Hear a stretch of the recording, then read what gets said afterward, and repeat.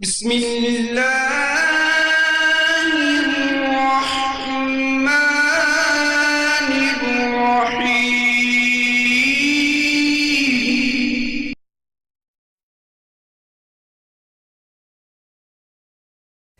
آخر کار موسیٰ علیہ السلام کو اللہ کا حکم ہوا کہ راتوں رات تو میرے بندوں کو لے کر نکل جا۔ دوسری جگہ یوں ارشاد ہوتا ہے، ہم نے موسیٰ کی طرف وحی نازل فرمائی کہ راتوں رات میرے بندوں کو لے چل۔ چنانچہ سب بنی اسرائیل رات کی تاریکی میں نکلے، وہ دروازوں پر کوئی خاص نشان چھوڑ کر چلنے لگے۔ رات کی تاریکی میں نکلنے کا حکم اس لیے دیا گیا تاکہ فرعون ان کے بارے میں کوئی فیصلہ نہ کر سکے۔ انہوں نے صبح ہونے کا انتظار نہ کیا۔ ان کی تعداد 6 لاکھ کے قریب تھی۔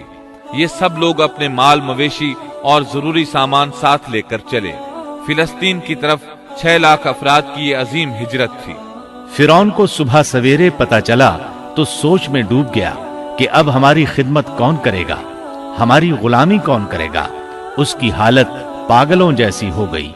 آخر اس نے بنی اسرائیل کے تعاقب کا حکم دیا۔ اللہ تعالیٰ اس موقع پر فرماتے ہیں، آخر کار ہم نے انہیں باغات سے اور چشموں سے اور خزانوں سے اور اچھے اچھے مقامات سے نکال باہر کیا۔ اسی طرح ہوا، اور ہم نے ان تمام چیزوں کا وارث بنی اسرائیل کو بنا دیا۔ پس فرعون کے لوگ سورج نکلتے ہی ان کے تعاقب میں نکلے۔ یعنی فرعون طلوع آفتاب کے وقت ہی ان کے تعاقب میں لشکروں کی تیاری کے ساتھ نکل کھڑا ہوا۔ موسیٰ علیہ السلام بنی اسرائیل کو لیے بحر احمر کے ایک کنارے پہنچے۔ بحر قلزم بحر احمر ہی کا ایک کنارہ ہے۔ انہوں نے پیچھے مڑ کر دیکھا، کیا دیکھتے ہیں کہ فرعون اپنے لاؤ لشکر کے ساتھ بھاگا آ رہا ہے۔ بنی اسرائیل گھبرا گئے کہ اب کیا ہوگا۔ سامنے ٹھاٹھے مارتا سمندر اور پیچھے فرعون اور اس کا لشکر۔ اللہ تعالیٰ اس موقع پر فرماتے ہیں، ہم نے موسیٰ کی طرف وحی بھیجی کہ دریا پر اپنا عصا مارو۔ پس اسی وقت دریا پھٹ گیا اور پانی کا ہر ایک حصہ بڑے پہاڑ کی طرح کھڑا ہو گیا۔ سمندر لاٹھی لگنے سے ایسا پھٹا کہ پانی کے 2 بڑے بڑے پہاڑ بن گئے، یعنی سمندر کے اندر خشک راستے بن گئے اور اطراف میں پانی کے پہاڑ کھڑے ہو گئے۔ اللہ تعالیٰ نے بھی فرما دیا کہ تو راتوں رات میرے بندوں کو لے چل اور ان کے لیے سمندر میں خشک راستہ بنا لے، پھر نہ تجھے کسی کے آ پکڑنے کا خطرہ ہوگا نہ ڈر۔ یہ سب کے سب ان راستوں سے پار چلے گئے۔ اب جو ہی فرعون وہاں پہنچا، پہلے تو ڈرا، سہما کہ یہ کیا ہوا۔ وہ بھی اور اس کے سب ساتھی بھی اس سوچ میں ہیں کہ کیا کریں، خوف زدہ تھے۔ ایسے میں فرعون کو خیال آیا کہ اگر موسیٰ اور بنی اسرائیل یہاں سے صحیح سلامت گزر گئے ہیں تو ہم کیوں نہیں گزر سکتے۔ اس کے ساتھ ہی اس نے اپنے گھوڑے کو سمندر میں داخل کر دیا۔ اس کے پیچھے اس کے سب ساتھی بھی داخل ہو گئے۔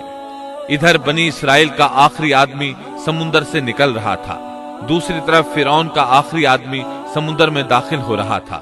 فرعون نے اپنے لشکروں سمیت ان کا تعاقب کیا، پھر تو سمندر ان سب پر چھا گیا جیسا کہ چھا جانے والا تھا۔ فرعون نے اپنی قوم کو گمراہی میں ڈال دیا اور سیدھا راستہ نہ دکھلایا۔